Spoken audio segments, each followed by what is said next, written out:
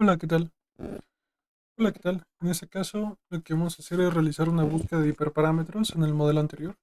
Hasta el momento, lo que hemos hecho fue en el primer video seleccionar 33 características mediante información mutua, lo cual nos ha dado muy buenos resultados. Lo que vamos a realizar en este video lo que realizamos en el segundo video fue entrenar nuestro primer modelo de inteligencia artificial, el cual nos dio cerca de 57% de precisión, tengo entendido, lo cual es bastante bueno, en comparación con los otros casos, que era un error de menos 400.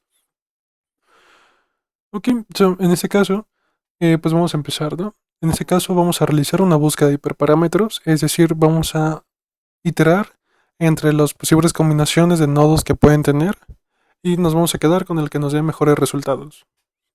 Entonces, nuevamente partimos de los 33 descriptores más correlacionados, que son estos de aquí.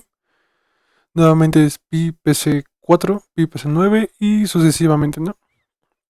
Aquí igual coloco esta tabla de descriptores que no están duplicados o no están correlacionados entre ellos. Esa tabla nunca se usó, pero es bueno tenerla presente para el trabajo futuro también se puede utilizar. Entonces aquí cargamos las librerías que vamos a ocupar. Permítanme verificar que si está grabando, perfecto. Entonces aquí nuevamente ocupamos a Marox, instalamos Telegram Bot y en este caso vamos a ocupar Keras Toner. Keras Toner es una librería que tiene total compatibilidad con Keras y lo que nos permite realizar búsqueda de hiperparámetros. Cuenta con distintos algoritmos que van desde optimización bayesiana, búsqueda aleatoria, grid search, que son búsquedas por rejillas. El algoritmo que vamos a utilizar en este caso corresponde a optimización bayesiana. Entonces aquí lo instalamos, no viene por defecto en Keras, pero no viene por defecto en Colaboratory, pero se puede instalar muy fácil.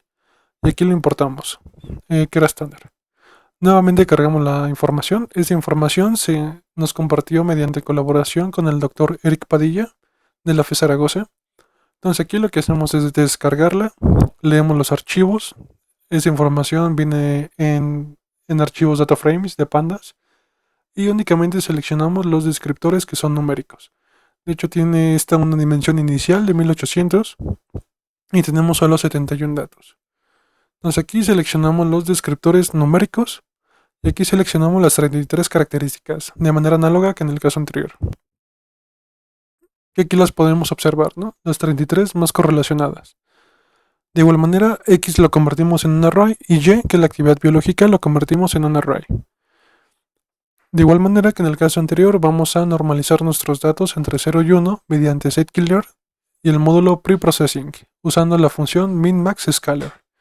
De hecho, aquí podemos ver que se aplica únicamente a nuestro conjunto X, entonces los valores de X ya están normalizados entre 0 y 1, pero los valores de Y los hemos dejado normales. Estos siguen variando entre 3 y 6, tengo entendido.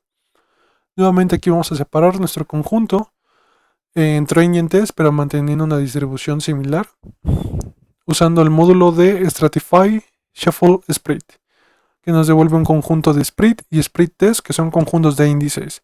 Esto se tiene que aplicar a la variable x para obtener el conjunto de train y el conjunto de test de cada variable, ¿no? Tanto de x como de y.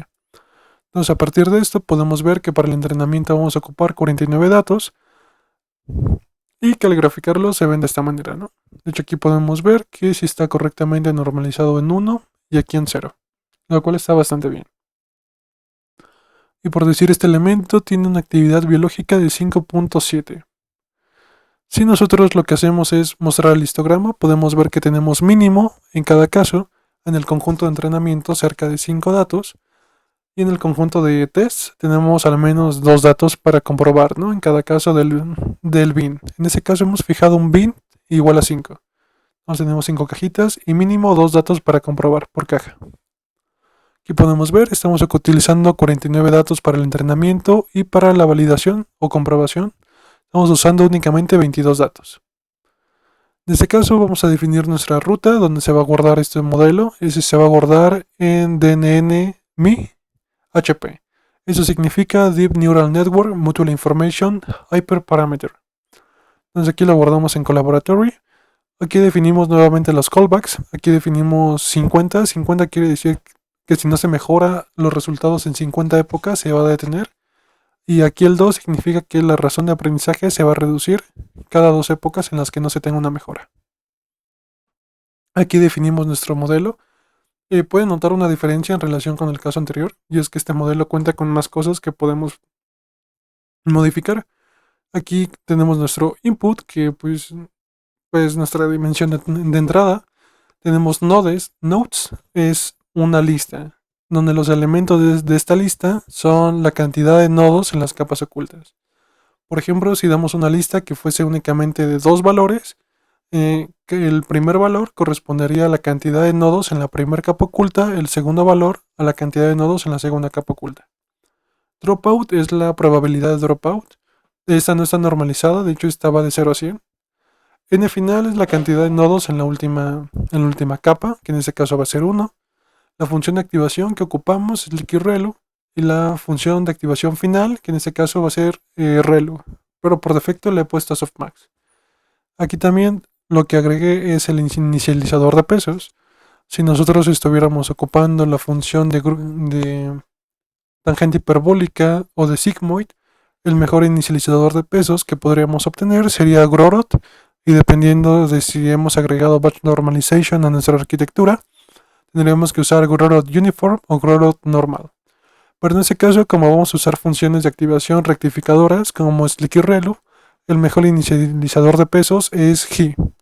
Y como también nuestra arquitectura tiene batch normalization, lo que nos conviene es usar He-normal como inicializador de pesos. Aquí he puesto valores L1 y L2. L1 y L2 son regularizadores que nos van a ayudar en caso de overfitting o también para limitar los valores de pesos de nuestras arquitecturas.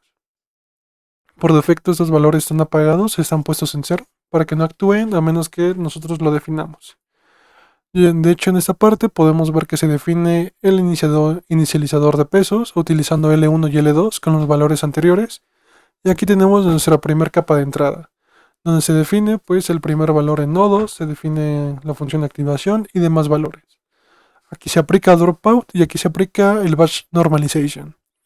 Esa misma función, ese mismo conjunto de instrucciones se repite en un sigro for dependiendo de la cantidad de nodos que hayamos seleccionado. Y finalmente se retorna la capa de salida. Esta tiene el número de nodos finales que hemos definido y la función de activación final. Aquí, a esta función final no se le aplica dropout posteriormente ni batch normalization posteriormente.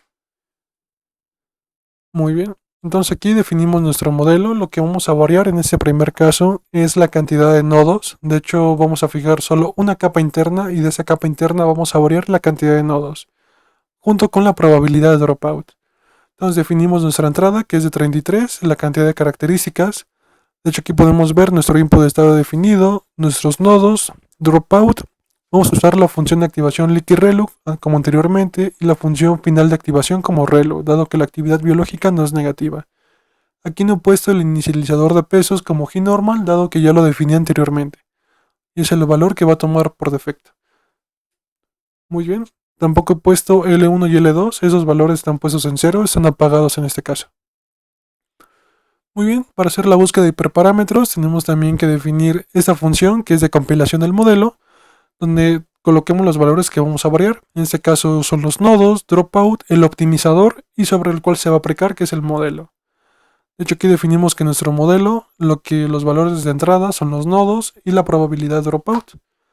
Y al momento de compilarlos, se compila con el optimizador que hayamos seleccionado, que vamos a variar entre un par de casos, y con la función de costo, que va a ser el error absoluto promedio, y con la métrica de metric accuracy.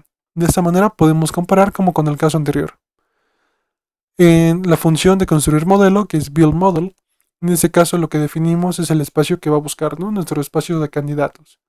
Por ejemplo, en nodes, aquí está nuestra lista definida y aquí hemos puesto esta función. Lo que va a hacer esta función es variar la cantidad de nodos. De hecho aquí, nodes 1, que va a tener un valor mínimo de 1 y un valor máximo de 250 y va a checar combinaciones cambiando un nodo. Entonces, por decir, puede ser el caso que probemos 250, pero quizás luego prueba 125, ¿no? Tentativamente. Aquí definimos la probabilidad de dropout, que va a ir de un 0% hasta un 50%, teniendo saltos de 2%. Aquí también definimos regularizador L1 y L2, aunque en este caso no lo vamos a incorporar. Y aquí definimos el optimizador que vamos a utilizar. En ese caso he puesto como posibles candidatos Adam, el gradiente descendente estocástico y Adagrad, lo que en mi experiencia son los que funcionan mejor.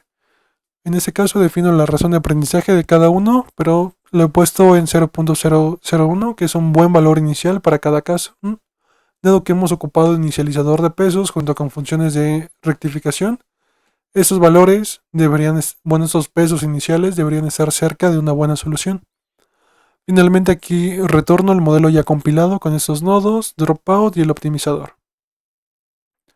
En esta sección defino nuestro funcional sobre los modelos que vamos a buscar, que es aquí Kerastoner hiperparámetros.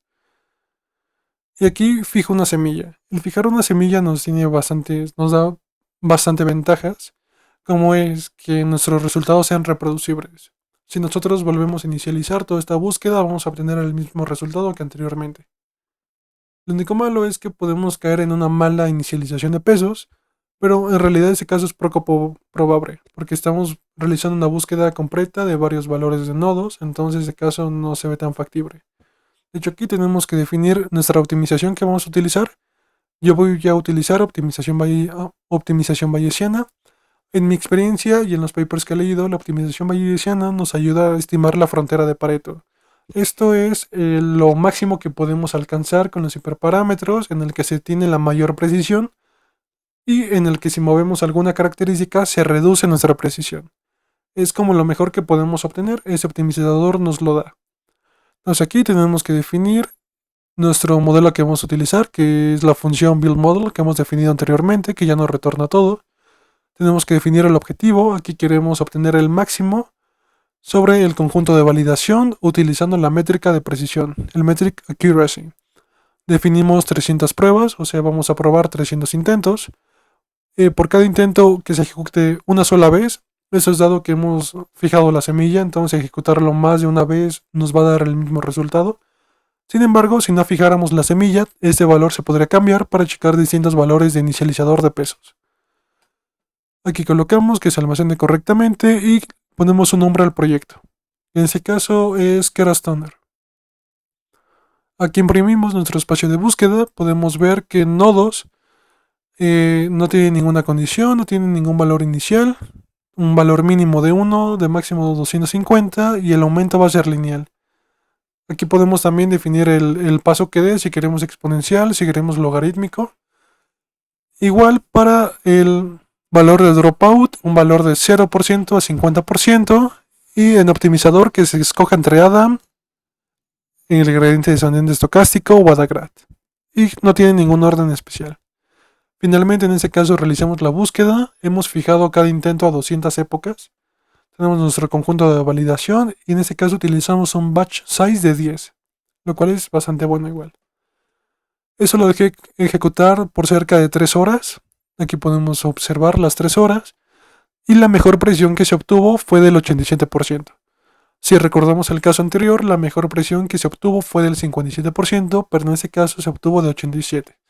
Este valor se obtuvo al considerar 117 nodos en la única capa interna, 0% de dropout, o sea, no se aplicó, y el optimizador del gradiente descendente.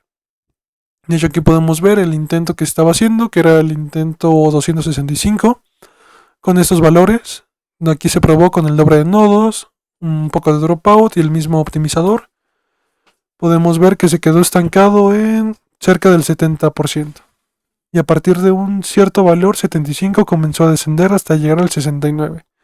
De este valor lo detuve, pero aquí coloco resumen de que después de 3 horas el valor que mejor se obtuvo fue una presión del 87% con estos valores, con 117 nodos.